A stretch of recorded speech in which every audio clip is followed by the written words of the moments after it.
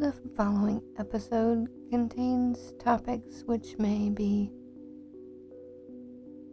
disturbing for those who haven't given birth. Children, men, anybody who's never witnessed that. And if it makes you queasy, cover your ears. For the rest of you who are strong in the gut, enjoy.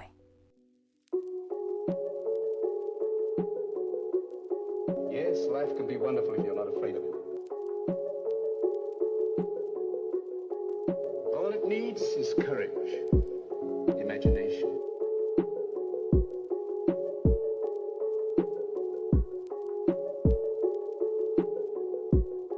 What is there to fight for? Everything!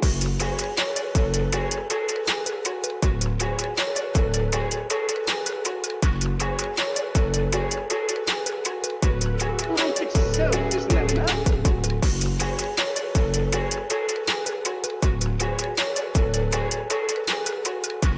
What is there to fight for?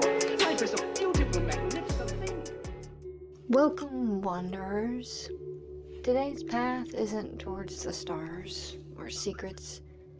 It's towards something closer, something sacred.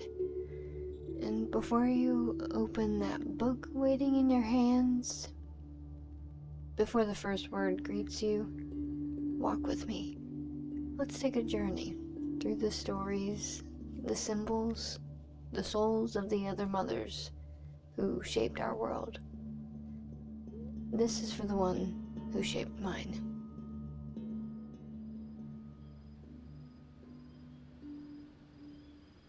You know, we talk about birth like it's this glowing miracle, and it is. The idea of birth, beautiful, sacred, cosmic. But the process, I've been there, and I'm sorry, but it is far from pretty. It's loud, messy, raw. You're sweating, screaming, probably cursing. It's not a spa day, it's an exorcism with the baby at the end. And yet, that's what makes it holy. For thousands of years, cultures around the world saw birth as a cosmic event. The Egyptian god Isis hid in the marshes to birth Horus, nursing him with the milk they said could heal the sick. And Gaia, the Greek Earth Mother, gave birth to the mountains and oceans without anybody's help. And in India, Shakti created the god Ganesha from her own breath and body, just because she needed protection. And in the Aztec world, there is Coatlicue? I'm not sure how to say that. Gave birth to a warrior sun god by accident, and he exploded from her womb and defeated her enemies. How crazy. These weren't just births, they were battles. They were a transformation. They were sacred. Just like Jesus when he was born from Mary, the Virgin Mary. So, somewhere along the way, we forgot that. We turned the divine womb into something clinical, quiet and controlled. We're told to lie down, be good, stay numb, and let the doctors deliver the baby, as if it wasn't us doing the work. But here's the truth. Birth is not a procedure. It's a portal. And those who pass through it, screaming, sweating, laughing, bleeding, they are not weak. They are not dirty. They are divine. So yeah, it's far from pretty, but maybe it's not supposed to be.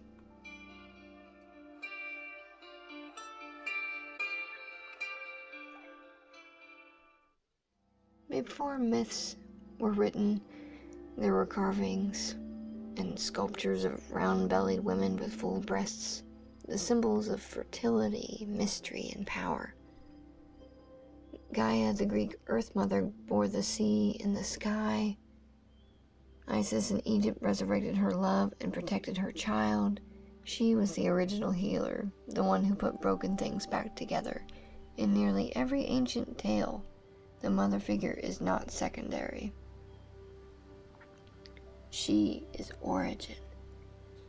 To be a mother is to be a modern echo of these ancient women. The nurturer, the protector, the restorer. Across time and cultures, there is a force that births galaxies, nurtures hearts, and sings in silence, or in a tone that we can't hear with our human ears. She has many names: Danu, Isis, Sophia, Kuan Yin, but she is also unnamed, a presence, a whisper, a moonlit pool. She is strength wrapped in softness. She is rage shaped as compassion. She is the divine feminine, not confined to form, but flowing through everything. Long before the word mother meant what it does now, it was something vast, powerful, and everywhere.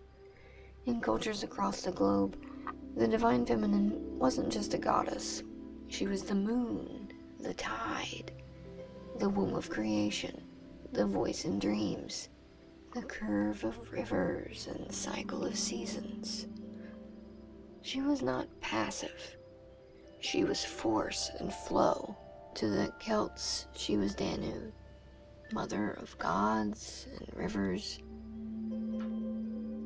But she was also the nameless energy beneath stars and stories, the quiet truth that to create, to nurture, to endure, is divine.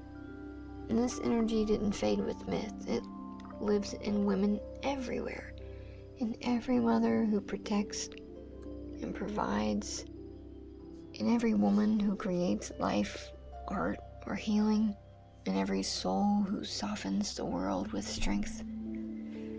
Science and spirit agree. We are made of star stuff. Every atom in your bones was forged in the belly of a dying star. In Vedic cosmology, the universe is born from Devi, a great feminine principle. Across cultures and continents, there has always been a woman at the edge of the fire, not just surviving, but knowing. She is the medicine woman, the Bandroi, the wise one. And I hate to keep harping on Outlander, and I probably will do that a lot, but it is such a good story.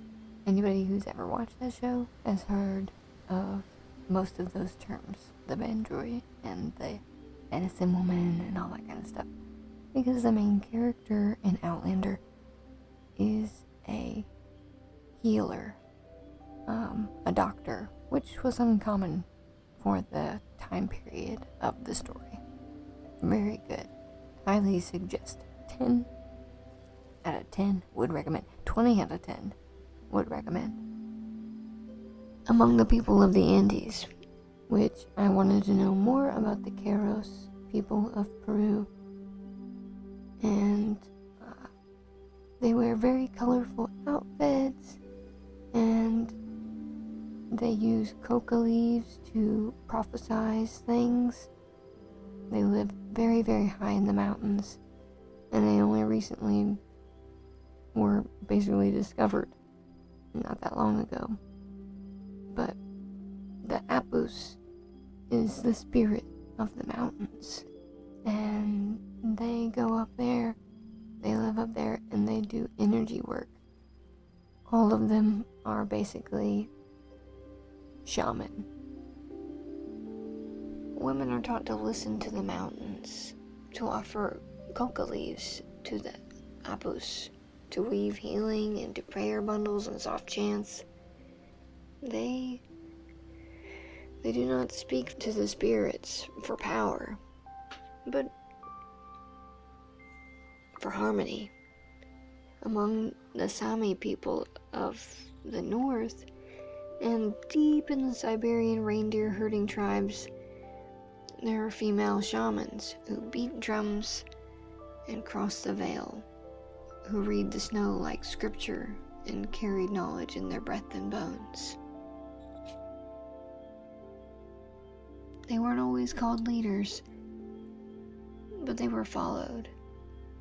And they weren't always loud, but they were listened to. Each of them held something beyond words and beyond time.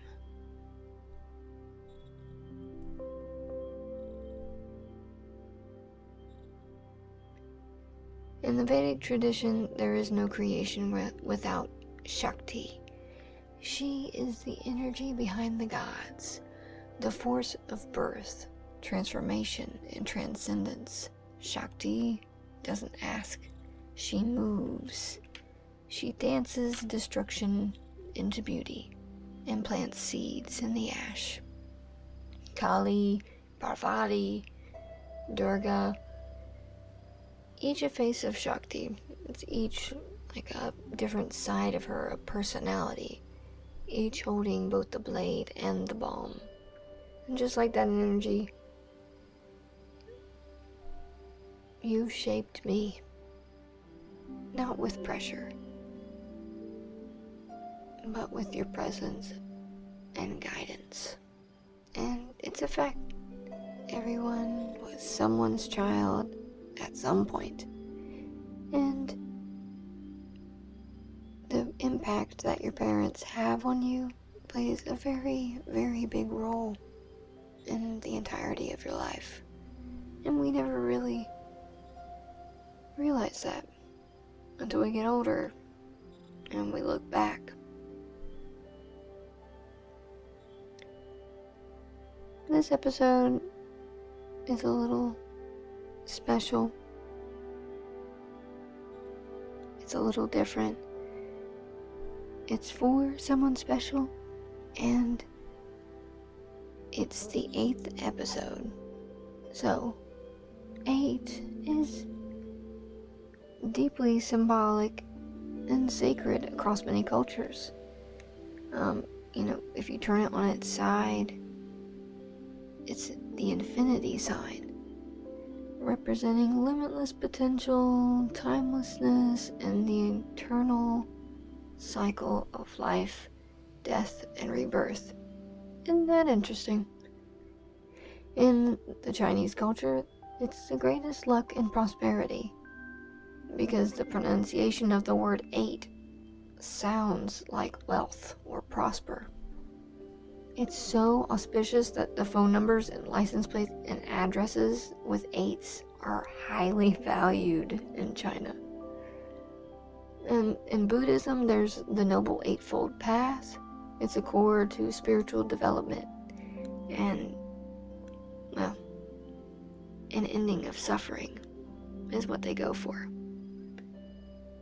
And of course, in the mystical and occult associations, 8 is the number of power, karma, and mastery over the material world. It's associated with Saturn, which is associated with lessons, discipline, cycles, and structure. And in the tarot deck, the 8 represents strength, or sometimes justice. So balance, courage, fortitude, eternal life, all kinds of things that apply to this episode. It's very interesting. It wasn't planned, it just worked out that way. So, in a valley near Lugu Lake in China lives a people called the Mosuo. They are known as the Kingdom of Women. The lineage passes through the mother, and women lead the households. Mothers are central not sidelined. And the children are raised not just by their moms, but by the entire maternal family. A network of women who teach, protect, and carry the culture forward. Motherhood there is honored as unshakable. In places like this, we see a truth that reverence for mothers isn't a weakness, it is wisdom. It's amazing how many different places all over the world carry different traditions about the divine feminine and the force of a mother. In West Sumatra, Indonesia, lives the Minangkabau people. God, I probably butchered that. Minangkabau. I'm sorry. Theirs is a matrilineal society. The family name, the home, the wisdom, all pass through the women. The mother's house is the center of life, and her council, the foundation. In Native American traditions, the clan mother holds spiritual authority. She chooses the chief, she teaches the children, she preserves the old ways. And motherhood, it's not just limited to the human experience. Animals and even trees experience this need to nurture. In the wild savannas of Africa, there walks a mother whose memory shapes generations. Elephant matriarchs lead herds of daughters and calves, wise, weathered, and fiercely protective. She remembers every watering hole, every migration path, and every danger faced and overcome. When one of her young is lost, she mourns with her herd. She stands over their body, and she remembers. They're so smart. This memory isn't instinct. It's devotion, and from it, survival blooms. And in her steps, the herd follows because they trust in her strength. And just as on land, as in the water, the ocean's depths, there are families who stay together for life, led by one wise mother. Orcapods are matriarchal.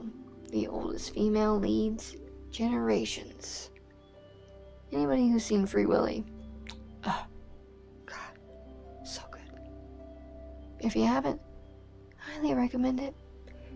All the youngins out there, watch Free Willy and grab a box of tissues because you're gonna need it. And, so good. Anyway, she teaches them where to hunt, when to move, and how to survive even the harshest winters. When a matriarch dies, the pod mourns deeply. Even when they get separated, they cry. It's so sad. Some become disoriented for years.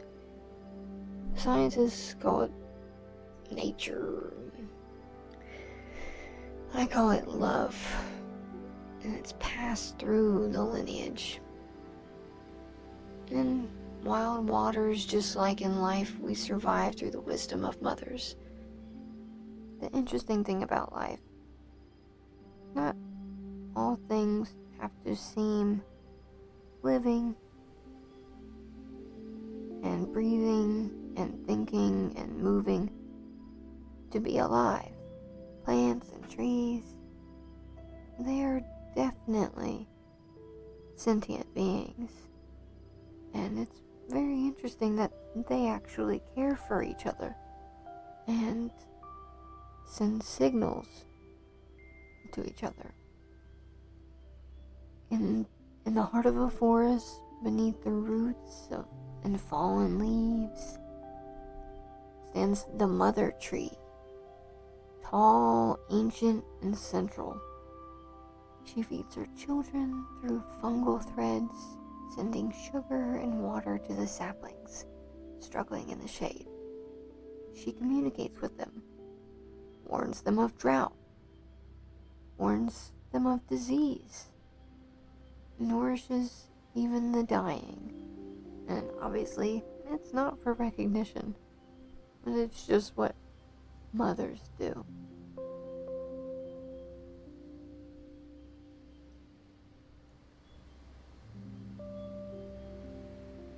So when thinking about motherhood and giving birth, okay, so for anybody that's about to have a baby or thinking about having a baby, I don't know what it is, but lately I feel like I've been hearing a lot of people saying that they're having a cesarean.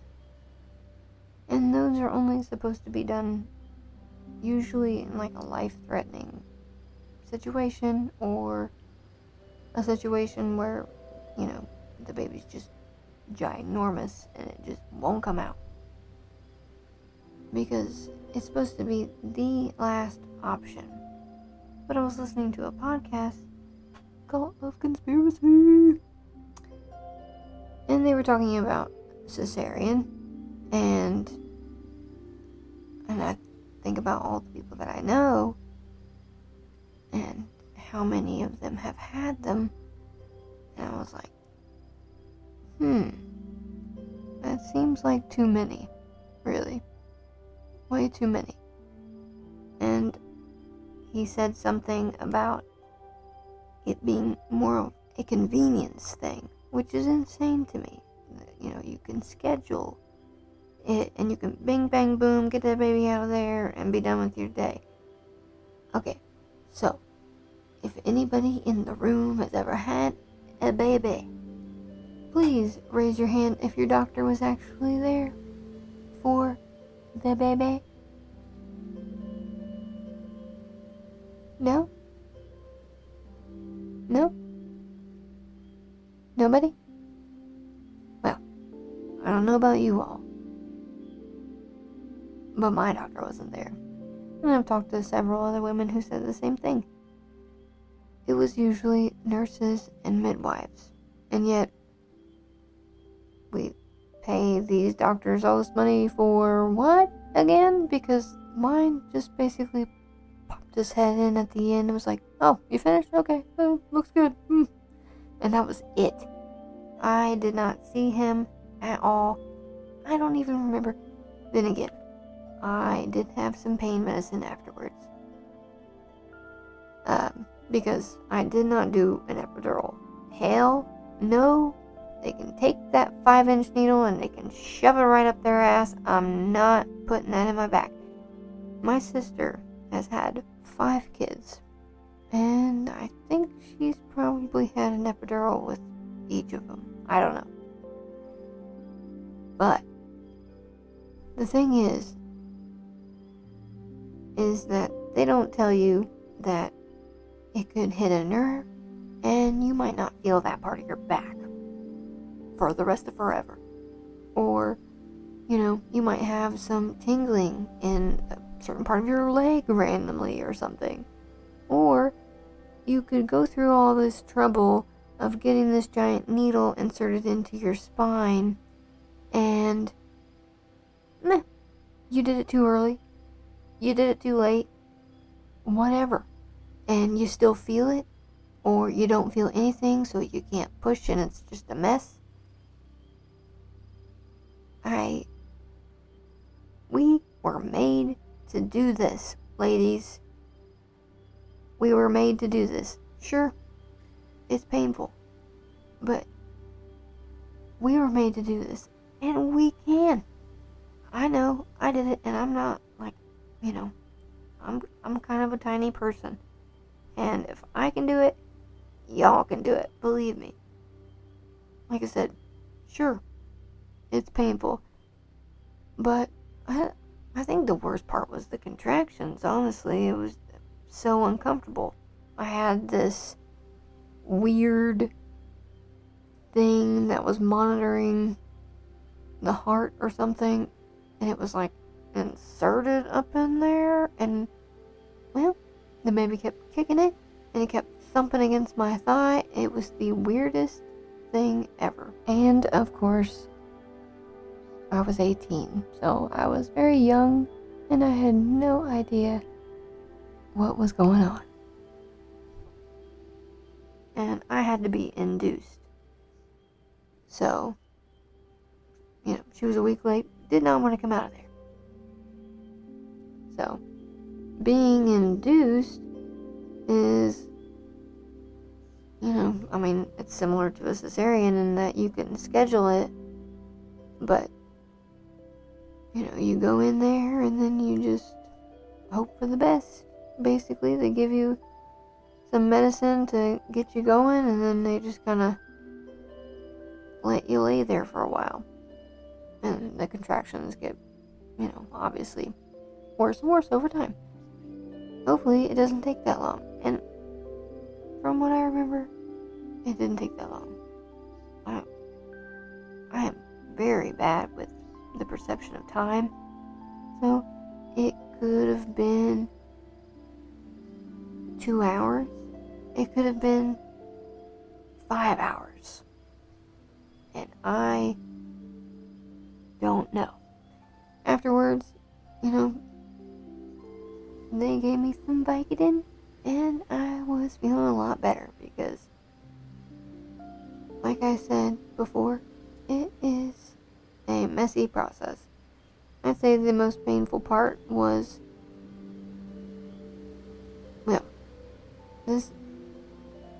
if you're a mother, you should not be shy about any of this stuff.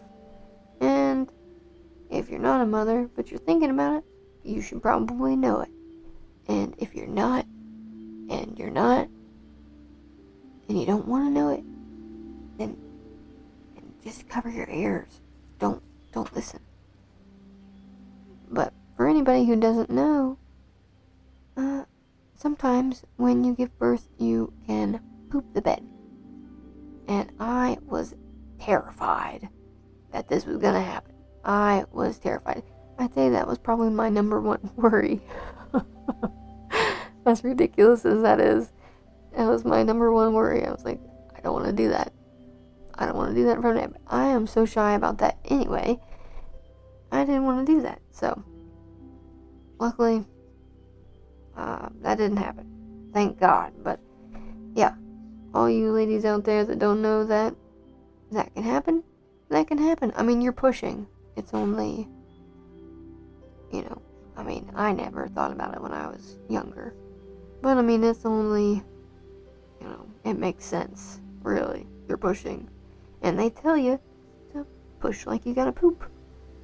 Anyways, once again, giving birth. Beautiful, chaotic, messy, but worth it. And, all the moms will say, oh, well, you won't remember the pain in the end. And really, it's true. You don't. You don't remember the pain. And I advise anybody who is about to give birth to actually give birth. Unless there's some ridiculous reason that you can't, you're medically incapable, I suggest it. It is very, very beneficial for the baby to come out normally. Okay? Because the benefits for the baby include their microbiome development. Passing through the birth canal exposes the baby to beneficial vaginal and intestinal bacteria, helping establish a healthy gut microbiome, which is linked to immune and metabolic health. Disgusting, but necessary, okay? It also has respiratory benefits. The physical compression during vaginal delivery helps expel fluid from the baby's lungs, reducing the risk of respiratory distress. Because, the amniotic fluid that they're floating around in, sometimes they start to swallow that. And that's not really good because it's like a mixture of pee and all this other stuff. So, another benefit, improved immune function. Exposure to maternal bacteria and hormones during labor may help strengthen the newborn's immune system. So, once again, lots of beneficial things for their immune system, their microbiome, all that stuff. And, cesarean, they gotta stitch you up and do all that stuff after, so you can't have the time with your baby immediately. So, babies born vaginally often have quicker initial contact with the mother, and that supports bonding and usually successful breastfeeding, if you're lucky. Also, for the mother, I don't know about you, but getting your stomach cut open, it doesn't sound pleasant at all. And speaking from someone who's had their appendix removed, I vote no. No thanks. The benefits for mom, should you not go through with a cesarean, shorter recovery time. I was probably laid up for about 2 weeks. I had to have some stitches, because she was all wrapped up in the cord, and for some dumb reason, the lady decided to turn her while she was, still in there, and, I got hurt. So, I had to be stitched up, and I was laid up, watching Heath Ledger marathon for about 2 weeks, and, witch hazel and ice packs, that's all I have to say about that. And like a giant diaper. Anyway, shorter recovery time. I'm not sure how long the recovery time is for a cesarean, but I'm going to assume, since it's invasive like that, it's probably a decent amount of time. All the muscles and stuff that you have to cut through. Ooh. You have a lower risk of surgical complications. You avoid the risk like infection, blood clots, and adverse reactions to the anesthesia associated with surgery. Though sometimes they have you conscious while it's happening, and I don't know why that is. I have no idea why you would want to be awake during that. Granted, they have like a little curtain between you, so you can't see anything. But still. And fewer future pregnancy complications, because, if you get your stomach cut open, if you're going to have another baby after that, it's going to be a little difficult to have a natural birth because of all of the scar tissue and everything. It's just going to, What if it ripped open? Ugh. God. C-sections slightly increase risks in future pregnancies. Uterine rupture or placenta previa. I don't know what that is, but they both sound awful. Uterine rupture, that's obviously your uterus ruptures. It bursts. That is awful. Ugh. Especially with multiple surgeries. So, no good. And less pain and fewer mobility restrictions postpartum. So, most women experience less pain and regain mobility faster after a natural birth. Of course, because you haven't been sawed into. So, of course, they can be necessary, but don't let your doctor fool you into thinking that you have to have a C-section. If there are no complications and there's nothing wrong, there's no need for that. Because it's your body and your baby's body. And it's your decision to make. So, and it really is true. C-sections have become more common. They used to be pretty rare back in the day, but also back in the day, they were terrible at surgery. Approximately 1 in 3 babies is born through cesarean. In 2023, the national C-section rate increased to 32.4%, up from 32.1% in 2022, marking the highest rate since 2013 and the fourth consecutive annual increase. So I'm not crazy. It is increasing. And apparently, because of the fact that you can schedule it and you can make sure that you have staff at that time and this and that, and it's not unexpected, blah, blah, blah, blah. Ridiculous.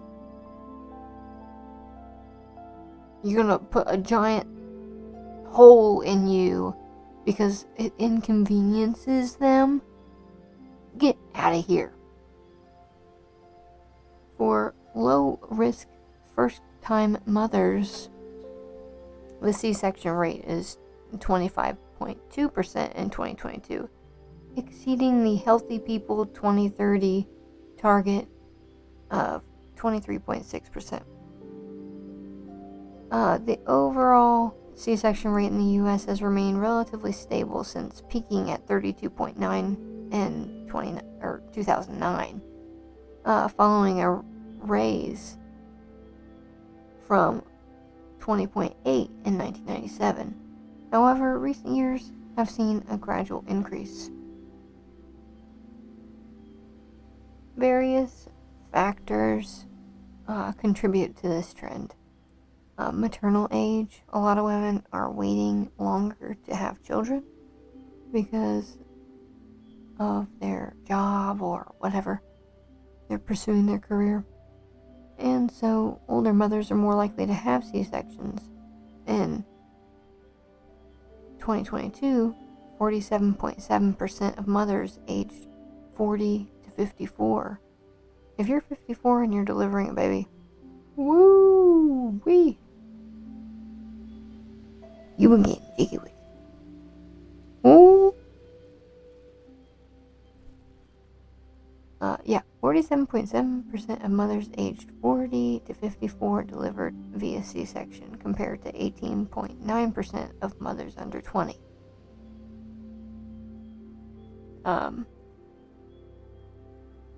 Medical conditions that can lead to higher C-section rates are gestational diabetes and hypertension.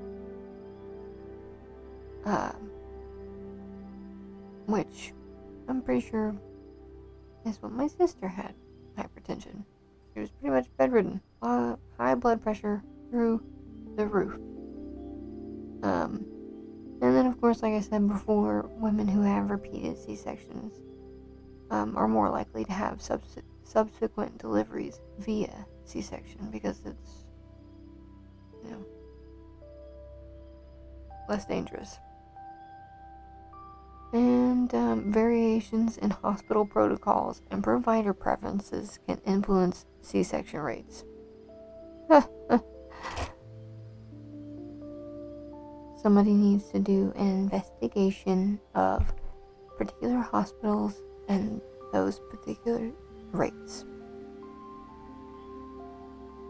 Apparently, the World Health Organization considers, since when do we listen to them?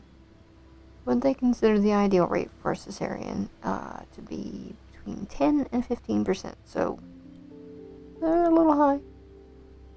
Suggesting that higher rates may not be associated with better maternal or neonatal outcomes. So. Also, back in the day, there was such a thing as twilight sleep. Anybody ever hear of this? Anybody who's ever watched Outlander has seen it. It happens in the second season, I believe. Such a good show. If you don't know about it, you should watch it. Not good for kids, not for kids, but very good if you like historical fiction. Woo! And Scotland. So, Scotland in a great big kilt. Anyway, twilight sleep is a medicalized control of your birth.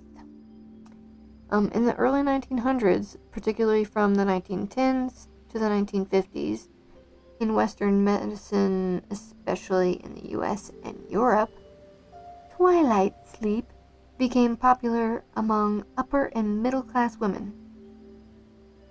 It involved giving laboring women a mix of morphine and scopolamine. Scopolamine?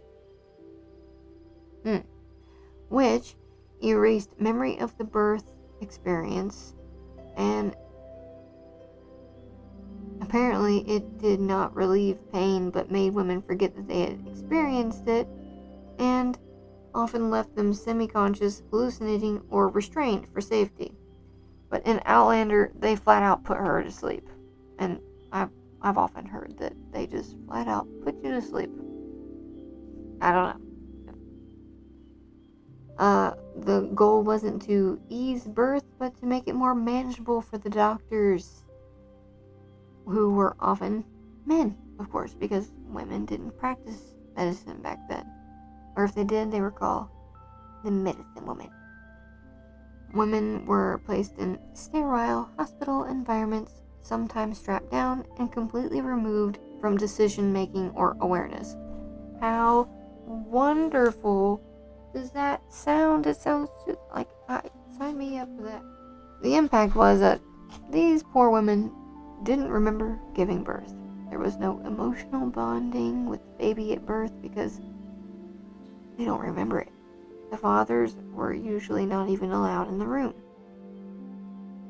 It reinforced the idea that birth was dangerous, shameful, or traumatic medical event needing control, not a powerful natural process. The fact that anybody could think that birth is shameful, no. It's the most natural thing there is. The most natural. So, the twilight sleep was a key turning point in the medicalization of childbirth.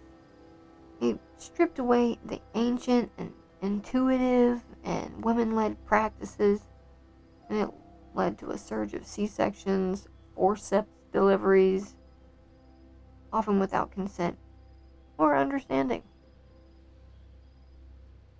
And, in the same kind of thought, getting away from hospitals, I always heard that hospitals are for the sick and the dying. So if you're neither, then what are you doing there? If you're pregnant and you're having a baby, you are not sick or dying. So what are you doing there? A lot of people have been turning towards at-home births.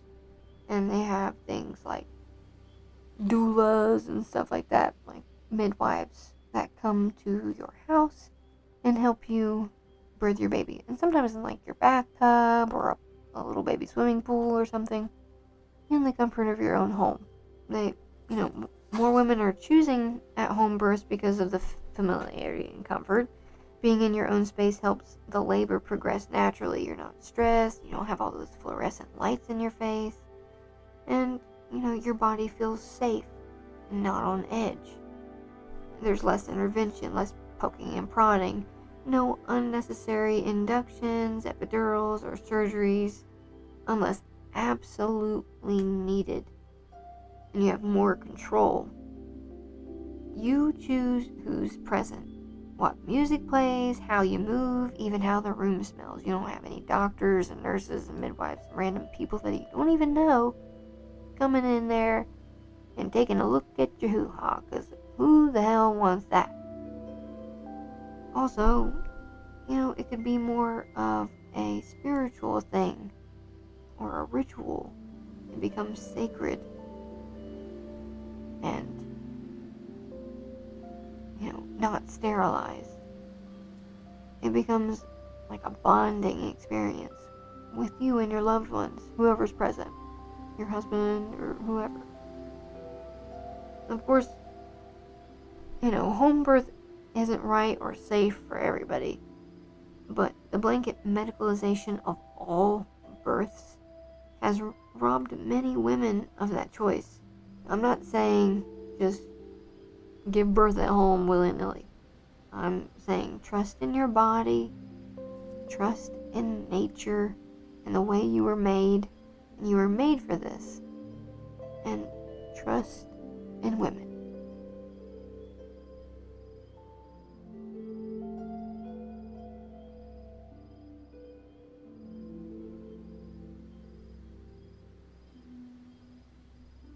So, for all of those mothers and soon-to-be mothers, and maybe possibly one day in the future mothers, for all women, don't forget that you have the power.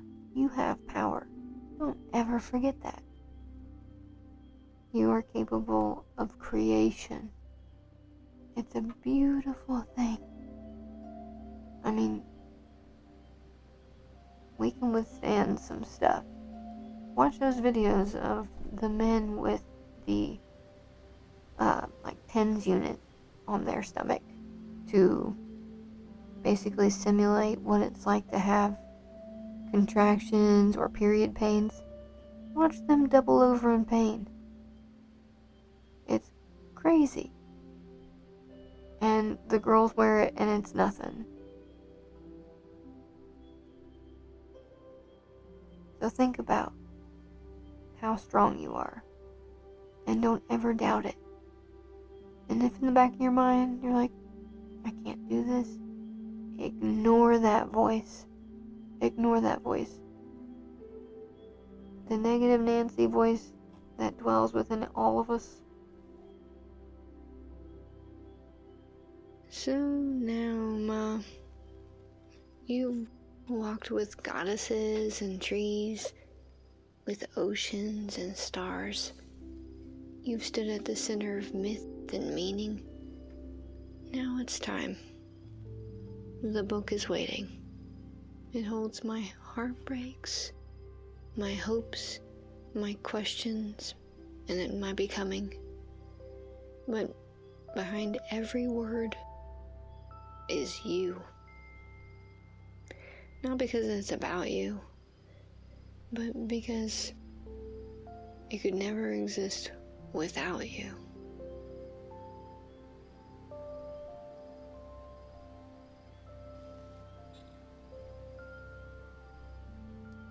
To all the mothers out there, the quiet warriors, the soft towers, the unseen roots, this is for you.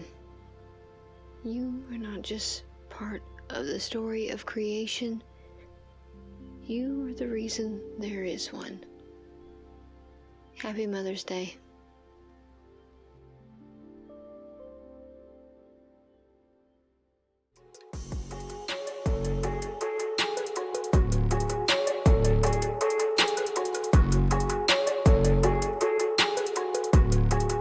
The trouble is you won't fight. You've given in, continually dwelling on sickness and death.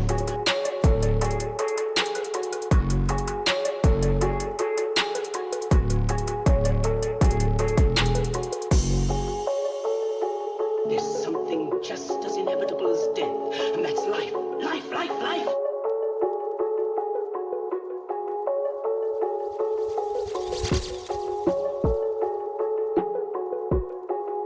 Think of the power that's in the universe, moving the earth, growing the trees, and that's the same